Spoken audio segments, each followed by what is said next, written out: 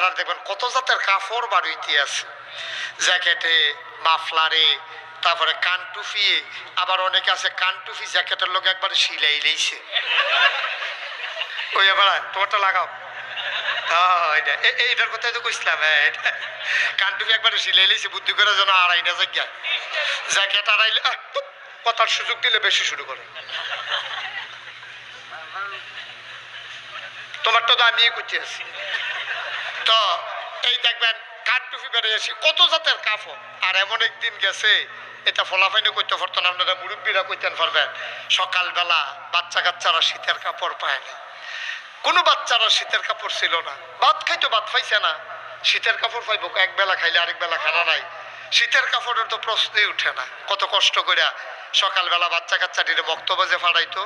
তখন তো কুয়াশা কম পড়ে, ঠান্ডা যেমন তেমন, তখন কিন্তু একাধারে দেখা যাচ্ছে কয়দিন সূর্য গেছে না, কুয়াশায় অন্ধকার এই ব্যক্তি এই ব্যক্তি দেখা গেছে না, সামনে অনেক সময় অন্ধকারের ভিতরে হাঁটতেও কষ্ট হয়েছে, টর্চ লাইটের টিপটাও অজ্ঞ হয়েছে না, এত কুয়াশা পড়ছে। এরপরে মায় শুরু ফলাফেন তারা মুরব্বীরারে তুল্লা দিত বক্তব্য যাওয়ানের লিগা, ডাক দিত উঠ, তে করতো উঠতো না। এরপরে মায় তারে তুল্লা দিত, এরপরে তুল্লা খিদা লাগতো তো সন্ধ্যা রাত্রে খাইয়া লাইছে, ওখানে না 12টা 1টার সময় খায়, 2:30টার সময় ঘুমায়, আগে তো মাগরিবে ফইরে খাইয়া লাইতো, এরপরে ঘুমাইলেই তো ওকের আইবো যাইয়া ঘুমাইয়া ফজরের আগে ঘুম ভাঙ্গা জাগিত, উঠতে সেটা তার ফেরো খিদা লাগিয়া গেছে, কাতে বক্তব্যে যাইতো না, কান্দে তো মায় মুড়ি বেজা টিনো রাখতো, হ্যাঁ তো এক মুঠ মুড়ি দিয়ে দিত খাবলাইয়া, খাবলা দিয়াতে দুই হাত লইয়া কুশ কইরা মুড়ি খাইতে আছে, আবার গাল বাইয়া বাইয়া পানি পড়তে আছে, শরীরটা থরথরাইয়া কাঁপতে আছে, বক্তব্যের দিকে যাইতে আছে।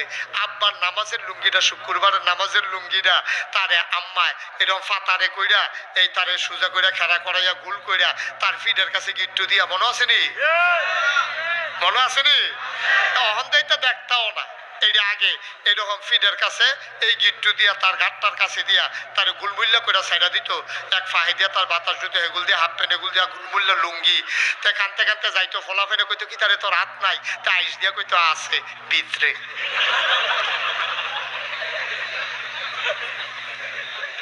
মারহাবা করা দাও। কি দিন গেছো, কি কষ্ট গেছে। অহন দেহ মুরব্বী বাবারা এবারে কয় টাকাও দিছে দেখেন, আপনারাও কম গাও দিচ্ছেন না, আমিও কোনো কম গাও দিছি না, পাঞ্জাবিটার ভিতরে আরো 2টা।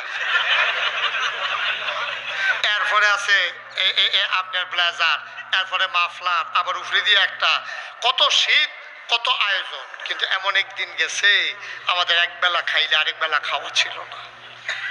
শীতের কাপড় তো কল্পনাই ছিল না, কত কষ্ট করে মানুষ রোদ উঠলে গড়তে বার হইছে, কোনো মতে এই মহিলারা কুশ করে বইয়া থাকতো, চুলার দুয়ারও গিয়া কত কষ্টে এই ঠুট ফাইটটা যাইতো, হাঁটু ফাইটটা যাইতো, ওকে ফলাফেনের গাল ফাইটটা থাকতো, ফলাফেনের ছোটো ছোটো ফলাফেনের গাল ফাইটটা থাকতো।